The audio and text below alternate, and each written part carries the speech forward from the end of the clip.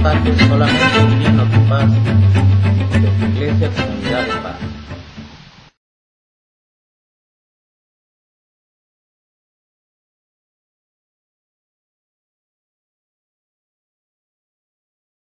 Como ustedes quieran. Al final, muy bien, hermanos, gracias, no les paguen. Bien, hermanos, antes de ocupar sus lugares, le voy a invitar para que abra su Biblia. Vamos a abrir nuestras Biblias en el libro de los Hechos.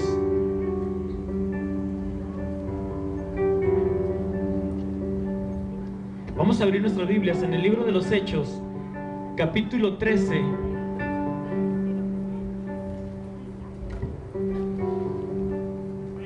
Y vamos a leer los primeros 3 versículos del libro de los Hechos, capítulo 13, del 1 al 3. Me dicen con un amén cuando ya se encuentren preparados, hermano, para leerlo todos juntos. Los músicos me esperan un poquito para ver si me acompañan con una alabanza antes de comenzar a predicar. Amén. Gloria a Dios. Me da mucho gusto estar en este lugar, hermano. Algunas veces estuve acompañándolos aquí en algunos encuentros y me da mucho gusto volver aquí a esta iglesia. Amén. ¿Todos estamos ahí? Dice la palabra de Dios de la siguiente manera: había entonces en la iglesia que estaba en Antioquía profetas y maestros: Bernabé, Simón el que se llamaba Níger, Lucio de Cirene, Manaén, el que se había criado junto con Herodes el tetrarca, y Saulo. Ministrando estos al Señor y ayunando, dijo el Espíritu Santo: apartadme a Bernabé y a Saulo para la obra a que los he llamado. Entonces, habiendo ayunado y orado, les impusieron las manos y los despidieron. Amén. Voy a invitarlo para que lea junto conmigo el último versículo. ¿Qué le parece? El versículo 3 dice: entonces, habiendo ayunado y orado, les impusieron las manos y los despidieron. Amén. A veces me preguntan: ¿dónde surgió tu llamado? Y no sé qué contestar cuando me preguntan dónde surgió tu llamado. Pero sí recuerdo que cuando yo era muy joven, que empezaba a ir a la iglesia, había un hermano que cantaba una alabanza, y a mí esta alabanza me gustaba mucho. Yo la entonaba con mi corazón, ¿verdad? Sin saber lo que estaba declarando, ¿verdad? Y esta alabanza, a ver si me pueden acompañar tono de re, por favor.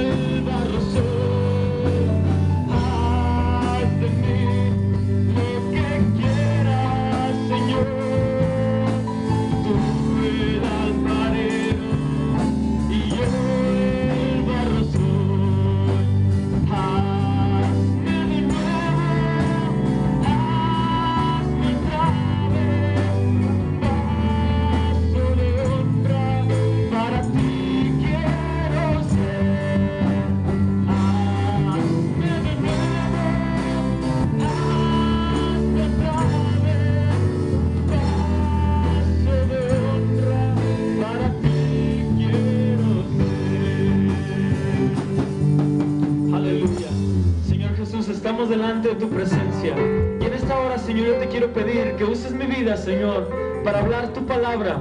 Yo te pido también, Señor, que prepares nuestros corazones para que cuando tu palabra, Señor, sea sembrada, nuestro corazón sea como la buena tierra, Señor, donde se siembra la semilla, Señor, y esta trae frutos, Señor, al 30, al 60 y al 100%, Señor. Yo te pido que esa sea, Señor, aleluya, tu semilla plantada, Señor, en mi corazón, en el nombre poderoso de Jesús, en el nombre de Jesucristo.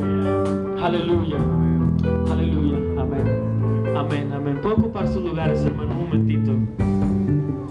Aleluya.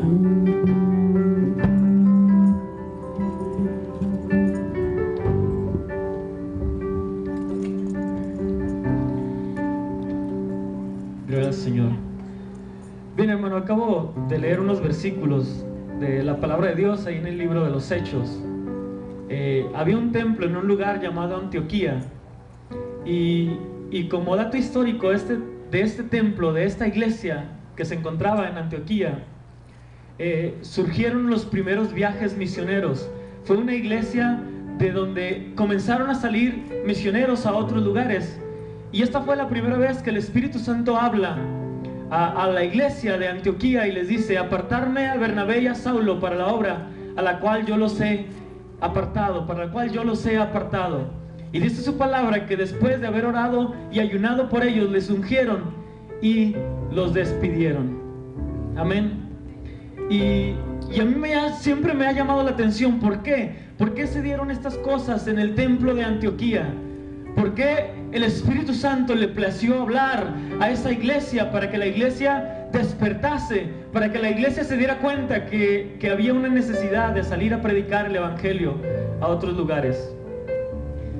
Y me encontré con 3 aspectos que esta iglesia cumplía para que el Espíritu Santo les hablase y para que esta iglesia fuera la iglesia escogida para enviar misioneros. Y el sermón de esta mañana quiero titularle: una iglesia de clase mundial.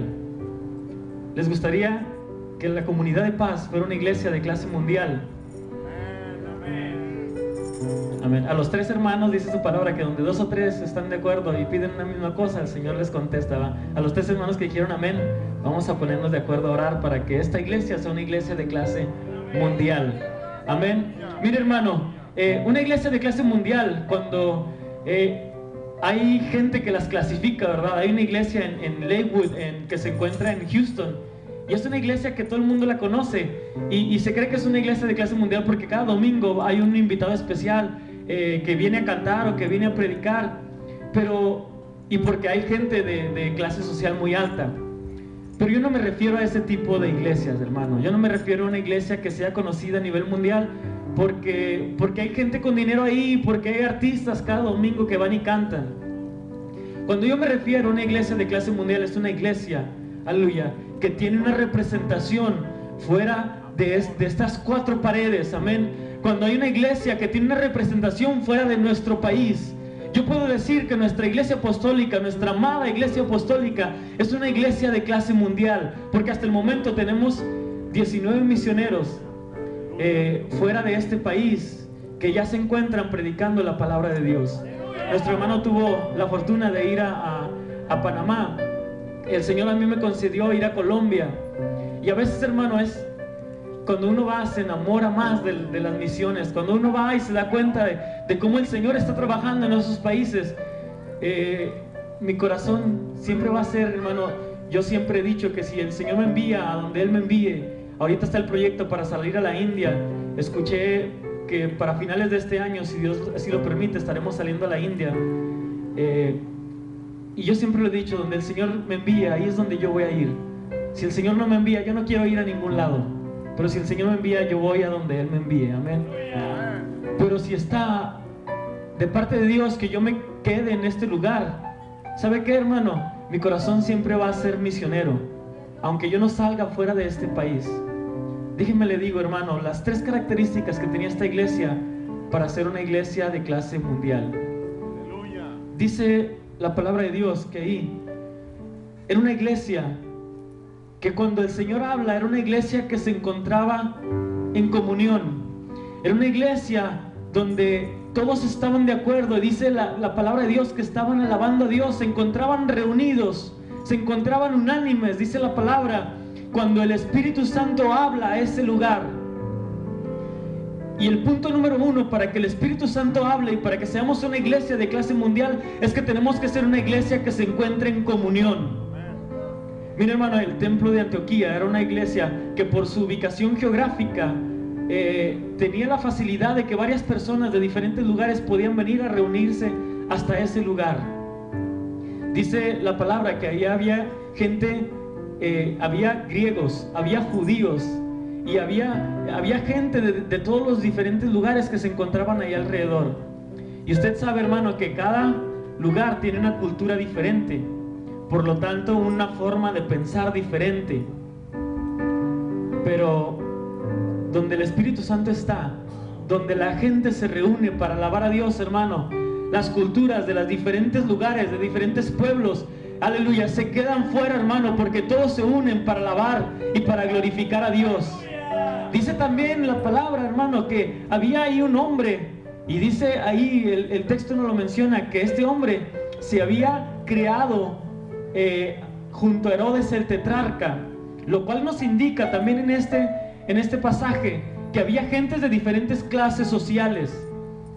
Ese hombre se había criado junto a Herodes el tetrarca, era un hombre de clase social más alta que el común denominador de esta iglesia, que el común de la iglesia. Este hombre tenía clase social más alta. Ustedes saben que hay lugares donde, yo sé que aquí no, ¿verdad? Pero yo sé que hay lugares donde la gente que tiene clase social más alta mira a los demás así por encima del hombro y no le gusta juntarse con ellos. Y a la hora de salir, cuando se terminan los cultos, pues escogen su grupito de los que pueden pagar un restaurante, de los que pueden salir con ellos, y cada quien se va por su lado, ¿verdad? Y cada quien convive por su lado. Pero dice aquí que en esta iglesia también había gente de diferentes clases sociales, pero eso, hermano, no les impedía para que todos juntos adoraran a Dios, para que todos juntos se reunieran y en un mismo corazón unieran sus voces para darle la honra y la gloria al único Dios verdadero. Eso no les impedía, hermano, que ellos tuvieran un mismo corazón y un mismo sentir para alabar a Dios. Y dice la Biblia también que había hombres de diferentes trasfondos religiosos, porque había judíos, había griegos. Y sabe que, hermano, los judíos y los griegos tenían una manera de pensar muy diferente. Los griegos eran más abiertos en su forma de pensar, mientras que los judíos eran más apegados hacia la ley. Y si los judíos veían que alguien, aunque fuera cristiano, aunque fuera un seguidor de Cristo, pero si no se sometía a los estándares judíos, entonces se le era considerado como un perrillo, se le era considerado como un animal, se le era considerado como alguien no digno de pertenecer a la raza judía o a la religión judía. Pero en ese lugar esos trasfondos religiosos se habían acabado.